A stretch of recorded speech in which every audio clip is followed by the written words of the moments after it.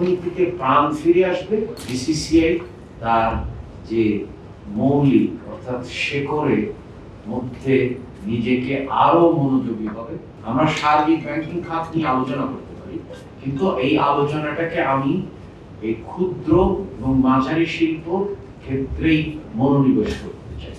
আপনাদের মনে আছে যখন আমাদের মাননীয় প্রধানমন্ত্রী ইশতেহার ঘোষণা করেন, তখন কিন্তু ক্ষুদ্র প্রতিষ্ঠানের নাম পর্যন্ত উল্লেখ করেছেন উদাহরণ হিসেবে, এবং তিনি দেখতে চেয়েছেন যে এই লোকাল এই ব্র্যান্ডগুলো আসলে বড় হোক এবং বিশ্বে একটা অবস্থান।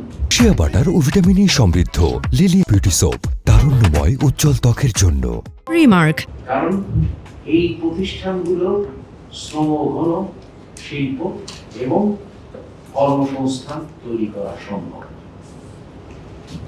আমি আশা করি যে বিসিসিআই তার যে মৌলিক অর্থাৎ শেকড়ের মধ্যে নিজেকে আরো মনোযোগী হবে এবং এই যে অতি ক্ষুদ্র ক্ষুদ্র মাঝারি শিল্প প্রতিষ্ঠানের মুখপাত্র হিসেবে নিজেকে নিয়ে আসবে। কারণ এটাই কিন্তু বিসিসিআই এর বৈশিষ্ট্যই ছিল এবং এটা খুবই জরুরি। কারণ হচ্ছে আপনারা জানেন যে যখন যে কোনো প্রণোদনাই হোক বা নীতি সমর্থনই হোক, এগুলোতে প্রতিনিধিত্ব যতটাই বাড়বে। এই যে উদ্যোগ আপনারা বারবার বলছেন যে আপনারা অতি ক্ষুদ্র ক্ষুদ্র এবং মাঝারি শিল্প প্রতিনিধিত্ব করবেন, এটা একটা আমি যেমন সাধুবাদ জানাতে চাই, কিন্তু এর আরো সক্রিয়তা আশা করি।